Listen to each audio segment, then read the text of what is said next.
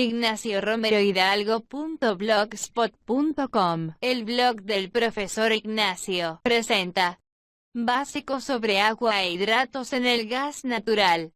Primera parte. Bien, para comenzar este video, conozcamos sobre la procedencia del agua. El agua en el gas natural es producto del proceso de extracción de hidrocarburos desde los reservorios. En un reservorio se puede tener petróleo, gas, agua y sedimentos, que al momento de conectarlo con superficie, por medio de un pozo, estos viajan preferencialmente al interés del productor. Si el pozo es de petróleo, por supuesto, el interés es producir petróleo, pero con él se viene gas, se viene agua y se viene sedimento. Si el interés es producir gas, con él se vienen condensados, no necesariamente es petróleo, se viene agua también y se vienen sedimentos. Y por supuesto, el interés en esta industria de los hidrocarburos, el interés no es producir agua. El petróleo puede ser el fluido principal y en otras condiciones el gas natural pudiera tener mayor protagonismo. No obstante, indiferentemente del fluido de interés, el agua se arrima a la producción y llega a superficie, generando ciertos problemas que deben solventarse. Una vez que el agua llega a superficie, esta se distribuye de acuerdo a su afinidad con las fases.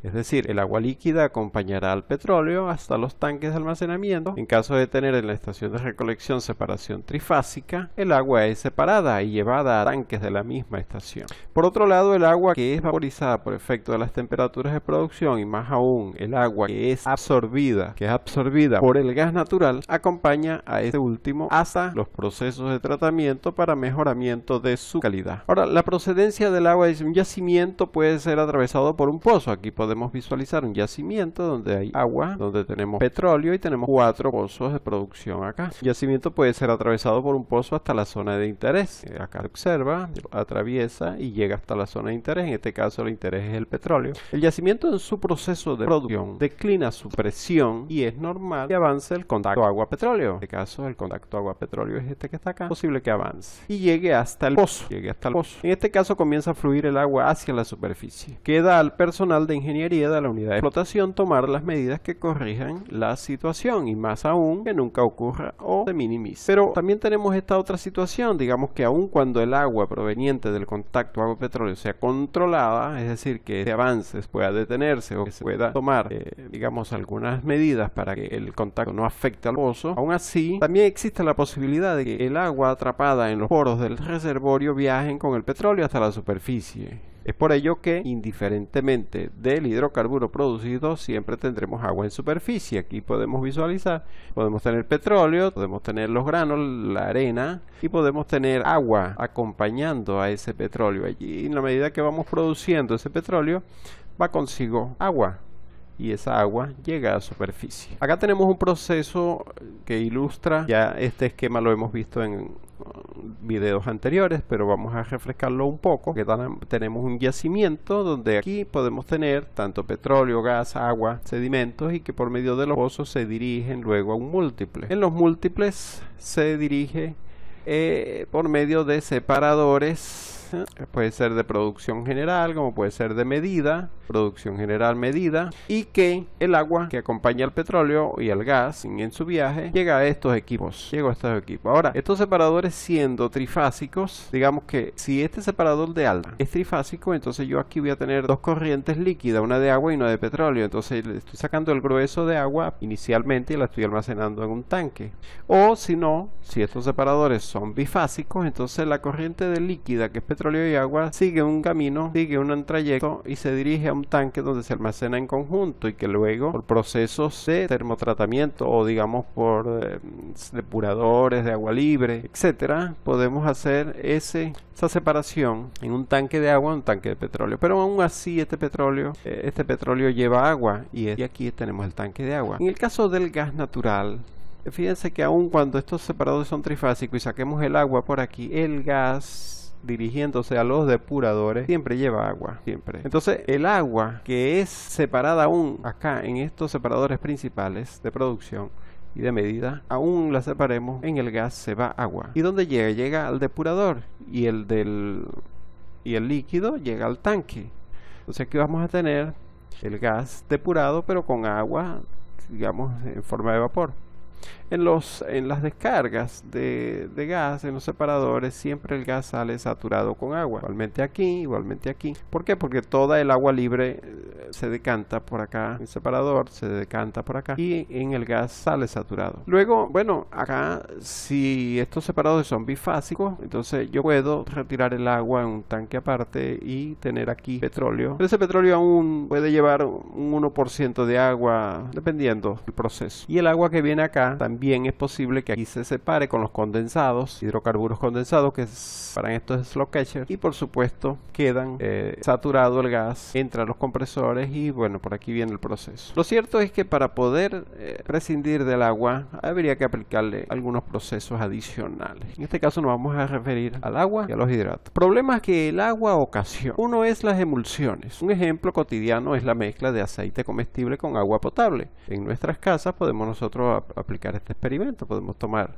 digamos, un poco de aceite comestible, un poco de agua potable, lo unimos. En este caso se genera una emulsión muy débil por ser componentes limpios, aceite limpio, que porque es comestible, agua potable, agua limpia. Y bueno, eso es un ejemplo de emulsión muy débil. ¿Por qué? Porque no tiene la suficiente capacidad para formar enlaces de estabilización de esa emulsión. Y por tanto, con solo dejarlos en reposo por un tiempo específico, es posible que se vuelvan a separar tanto el agua como el aceite. En este caso, para generar una emulsión, es de recordar que se necesita tener dos fluidos que sean inmiscibles, es decir, un agua y un aceite son dos fluidos que no se unen, entonces ellos dos pueden formar emulsión. Y un ejemplo industrial es la mezcla que se genera del petróleo con el agua que se extrae de un yacimiento, de un reservorio, y que en la medida que se desplaza a la superficie se produce un grado de turbulencia que hacen que la emulsión sea fuerte de romper, es decir, todo el tiempo desde el fondo del pozo, desde el yacimiento hasta la superficie y más aún hasta la estación y hasta los tanques y más allá, a los procesos, ese fluido va agitado y pudiera generar una emulsión fuerte. También el agua genera bajo valor calorífico, es decir, como los hidrocarburos son combustibles y por ende sustancias atractivas por su poder calorífico. ¿Por qué? Porque ellos, siendo combustibles, se requiere que por unidad volumétrica genere una cantidad de energía calorífica en BTU. El agua, por no tener valor calorífico, su valor calorífico es cero, dado que producto de la combustión se genera agua. El agua entonces tiene valor calorífico cero, entonces al tener el combustible o alguna cantidad de agua, así sea pequeña, le reduce su valor calorífico y por ende entonces esto genera un bajo valor calorífico. El hecho de contener agua en su composición hace que se disminuya. También están los hidratos, cuerpos sólidos parecidos al hielo, se forman al existir hidrocarburos livianos, agua libre, alta presión y bajas temperaturas. Es necesario recalcar que los hidratos no es hielo, son cuerpos sólidos sí, pero es una mezcla de hidrocarburo con agua, un enlace bastante fuerte que se genera allí y que presenta características muy particulares diferentes al hielo. El hielo,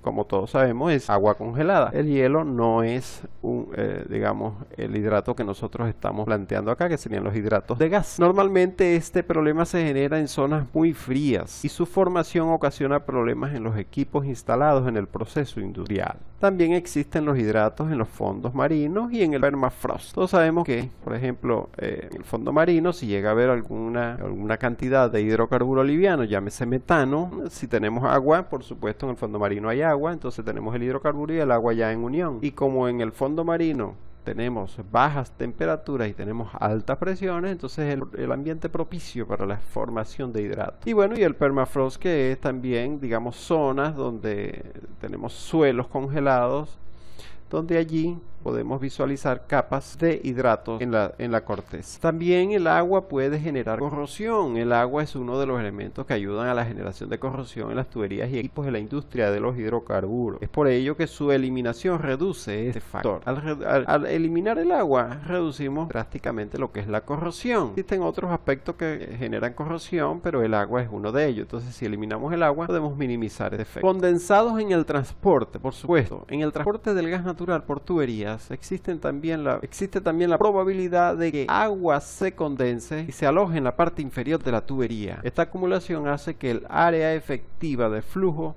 se reduzca y haga el efecto de una tubería de menor diámetro. Por supuesto, si tenemos un diámetro, ejemplo, 10 pulgadas y la mitad del diámetro es ocupada por agua, entonces es como tener un área, digamos, el área del diámetro de 10 pulgadas genera un área. Bueno, al tener la mitad ocupada por agua, el área se reduce a la mitad. El área reducida a la mitad es como si tuviéramos una tubería de menor diámetro, ocasionando mayores caídas de presión en el proceso. Todos sabemos que tuberías de menor diámetro generan mayor caída de presión, por tanto una condensación producto del agua en una tubería genera mayores caídas de presión. También existe lo que llaman la expansión brusca. En refinerías donde el agua es un elemento muy indeseable, es necesario reducirla a su mínima expresión, si es posible hasta cero. ¿Cuál es la razón? Bueno, porque el agua líquida, cuando alcanza su punto de ebullición, se expande 1700 veces su volumen, ocasionando problemas en los hornos, por ejemplo. Por ejemplo, un mililitro, un cc de agua que vaya con una sustancia que ingrese a un horno, algo crudo que lleve un mililitro de agua, al entrar en un horno y alcance el agua la temperatura de ebullición de forma inmediata, su volumen se convierte en 1700 mililitros, es decir, de un mililitro se convierte 1,7 litros. 1700 veces aumenta su volumen. Entonces imaginen ustedes, no un mililitro, un poco más, ocasiona una expansión brusca y eso puede generar problemas. El congelamiento también es un problema con el agua. Plantas criogénicas donde las temperaturas bajas a niveles extremos es lo cotidiano. Tenemos por ejemplo plantas de gas natural licuado que alcanzan temperaturas de menos 260 grados Fahrenheit, por ejemplo. Entonces allí la temperatura es extrema, es baja, muy baja, y por supuesto el agua a 0 grados centígrados, que son 32 grados Fahrenheit, ya es hielo, ya se cristaliza, se congela. Entonces una cantidad de agua mínima puede alcanzar su punto de congelamiento de forma inmediata y formarse pequeños trozos de hielo que viajan con el proceso y pueden acarrear problemas en los equipos. Esto también puede ser un problema con el agua. Y por supuesto lo que llaman productos impuros, ejemplos de plantas de fraccionamiento de líquidos del gas natural donde los productos como el propano industrial, que se llama GLP, debe estar compuesto de ese elemento principal y algo de butano, se presenta con trazas de agua, que hace que su valor comercial se vea reducido. Entonces una planta de fraccionamiento tenemos el GLP que absorbe agua o se queda con el agua que trae el gas natural cuando es generado el proceso de extracción de líquido. Cuando se hace el fraccionamiento, el agua es afín con el propano y se queda con él. Entonces en ese caso habría que colocar secadoras de propano en el proceso para reducir lo que es o eliminar el agua en ese producto para que su valor comercial no se vea afectado. Contenido de agua. Para determinar el contenido de agua en el gas natural, una forma es la colorimetría, una técnica utilizada tubos para la medición de gases y vapores. Nos permiten cuantificar una variedad de compuestos mediante reacción química con el compuesto a identificar, produciendo un color que se aproxima a la cantidad del compuesto existente. Utilizan una bomba manual para hacer pasar el gas por el tubo. Entonces aquí observamos una bomba manual, tenemos un tubo, dentro de este tubo tenemos sustancias químicas que con el gas de interés que necesito medir, al pasar por aquí reacciona y genera una tonalidad que acá mismo en una escala graduada se observa la proporción. Entonces, por ejemplo, en una tubería es un poquito complicado, entonces se hace esta especie de improvisación, una especie de reservorio, donde el gas, cuando pasa por aquí, se retiene momentáneamente en este espacio, algo improvisado. Aquí está la bomba manual, se introduce el tubo colorimétrico y luego allí es forzado el gas a circular por el tubo, reacciona y genera la medida. Entonces esta es una forma de conocer el contenido de agua en el gas natural específicamente. Pero estos tubos se pueden usar para determinar otras sustancias, por ejemplo H2S, CO2 y otros elementos. Tenemos también la cromatografía, es una técnica física en la que una muestra se volatiliza y se inyecta en un equipo que cuenta, entre otros elementos, de una columna. La elusión se produce por el flujo de una fase móvil de gas inerte. El detector genera una señal de reconocimiento. Quizás más adelante veamos un video específico sobre cromatografía. Acá se los presento. Este equipo permite inyectar por este puerto que tenemos acá. Podemos inyectar una muestra. Tiene que ser muy cuidadosa, una cantidad mínima inyectada. Ingresa, aquí podemos observar la columna. Esto que ustedes observan acá es el horno. Se programa la temperatura para que pueda haber una separación efectiva. Y luego un detector sensor hace las veces de reconocer qué sustancia tiene esa muestra que se inyectó allí. Eso se genera en un papel, un cromatograma, donde se indica un conjunto de picos. Cada pico de esto es una sustancia y bueno, después viene la interpretación. Y aquí observamos un cromatógrafo portátil, un cromatógrafo que se puede llevar al campo para tener la medida in situ. Es decir, con un cromatógrafo yo puedo conocer la cantidad de agua, contenido de agua en un gas natural. Esto son dos formas: colorimetría y cromatografía. Ahora veamos la diferencia entre contenido de agua y capacidad. Una cosa es que el gas tenga un contenido, contenga una cantidad, y otra cosa es que tenga capacidad.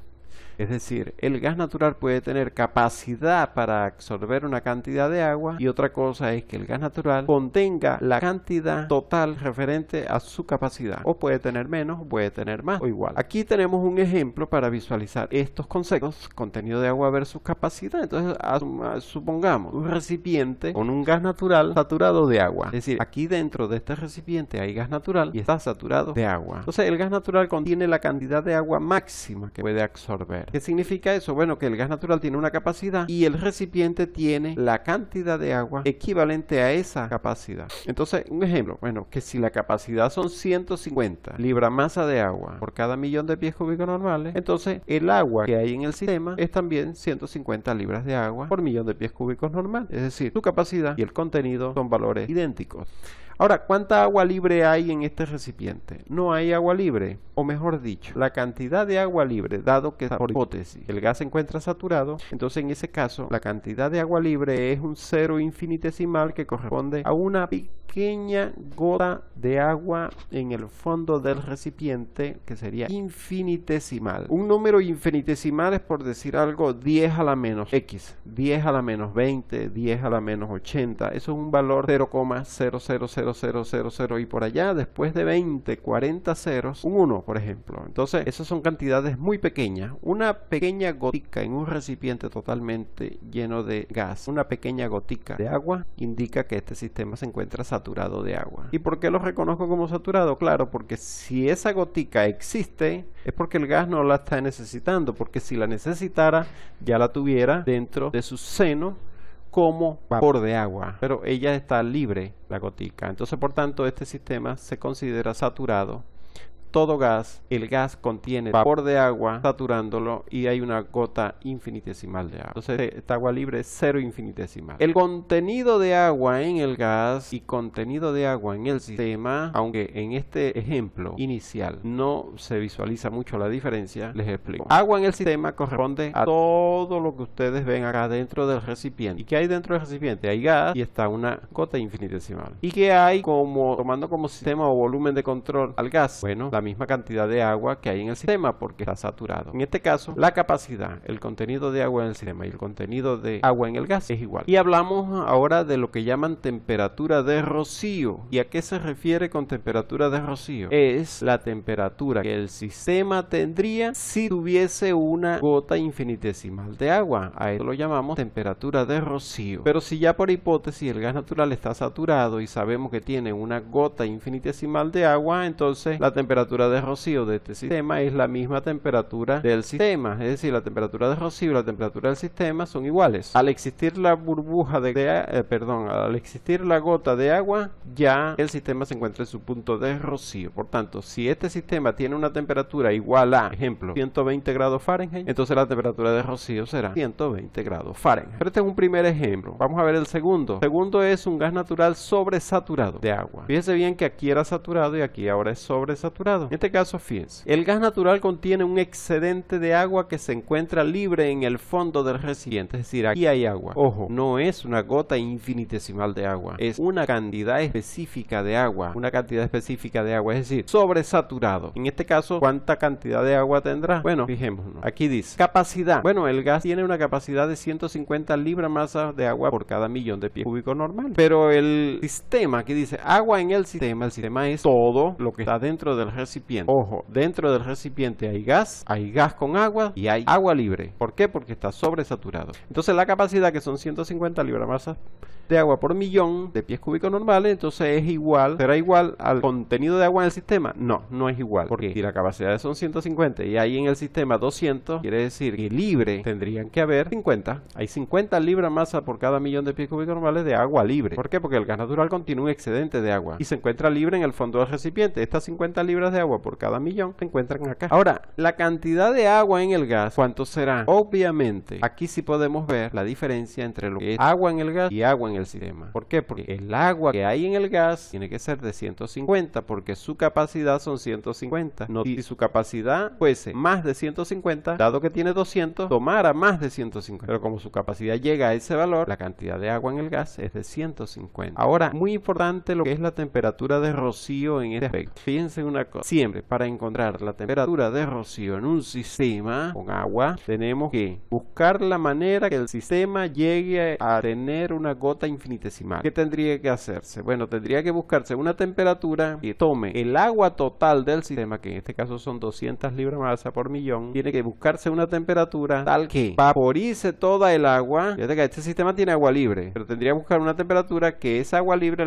sea vaporizada y que se vaporice toda y que quede acá, cuando quede una gota infinitesimal de agua. Es decir, que se vaporice toda y que quede una gota nada más. Si la temperatura del sistema es un valor y sabemos que hay agua libre, quiere decir que esa temperatura no puede ser la temperatura de rocío. Pero ¿qué pasa con la temperatura de rocío? La temperatura de rocío tendría que ser un valor mayor. Por eso que aquí colocamos que la temperatura de rocío tiene que ser mayor. ¿Por qué? Porque una temperatura mayor a la temperatura del sistema vaporizaría el agua libre. Y al vaporizarla, lograría que el agua libre se vaya al gas y me deje una gota infinitesimal de agua aquí. Y lograríamos alcanzar el concepto de temperatura de rocío. Veamos un tercer ejemplo. Este tercer ejemplo es un gas natural subsaturado de agua. Fíjense, a diferencia de estos dos, este está saturado, este está sobresaturado, pero este está subsaturado. Es decir, este que está acá tiene menos agua que estos dos. ¿Por qué? Porque está subsaturado. Por supuesto, tiene menos agua que el sobresaturado. Y más aún, tiene menos agua que el saturado. Entonces, ¿qué significa eso? Vamos a ver. El gas natural contiene agua, pero no suficiente para alcanzar el máximo que puede absorber. Entonces, fijémonos. Una capacidad que el gas tiene de 150 libras masa por millón de pies cúbicos normales, y el agua que tiene el sistema son 100 libras masa por millón de pies cúbicos normales. Y nos damos cuenta acá, tiene capacidad para 150, pero el sistema nada más tiene 100. En este caso, ¿cuánta agua libre hay? 0. Ah, pero aquí había 0 también. En el primero, está saturado, era 0. Y aquí es 0 también. ¿Qué diferencia tiene este de este? Bueno, que aquí el 0 es infinitesimal, porque hay una gota infinitesimal. Pero acá el 0 es absoluto. ¿Qué significa absoluto? El 0 que nosotros conocemos desde primaria, que se llama 0, que no hay nada, no hay nada. Es decir, agua libre, 0, no hay, ni siquiera la gota infinitesimal. Este es el 0 que conocemos nosotros desde la escuela, y este 0 que está acá es un 0 más universitario, porque es un 0 infinitesimal, que es 10 a la menos 50, por ejemplo, y este que está acá no es ningún 10 a la menos tanto, es 0. ¿Y por qué no hay agua libre? Claro, porque si el gas tiene capacidad para 150, en el caso que hubiese algo de agua libre, así sea una gota infinitesimal, esa gota infinitesimal el gas la va a tomar. Si hay 60, como hay 100 en el sistema y yo estoy agregando 60 libras para 160, el gas ¿cuántas va a tomar? 50, y va a dejar 10 aquí. ¿Por qué? Porque su capacidad llega hasta 150. Ahora veamos, agua en el gas. ¿Cuánta agua hay en el gas? Obviamente, si tiene capacidad para 150, pero no hay más que 100 en el sistema, el agua en el gas van a ser 100, no puede haber más. ¿Y cuánto va a ser la temperatura de rocío? Obviamente, si a la temperatura del sistema el gas tiene capacidad para 150, pero hay 100, yo lo que tengo que hacer es disminuir la temperatura para que la capacidad disminuya, y en ese caso se me iguale la capacidad, en vez de ser 150, cuando yo disminuyo la temperatura, la capacidad disminuye a 100 y el sistema se satura. Pero fíjense que se está saturando es por disminución de temperatura y no por agregar agua, sino por disminución de temperatura. En este caso, la temperatura de rocío va a ser menor que la temperatura del sistema. Estos tres casos, que se los adelanto acá, más adelante vamos a ver un ejercicio práctico con cálculos y demás.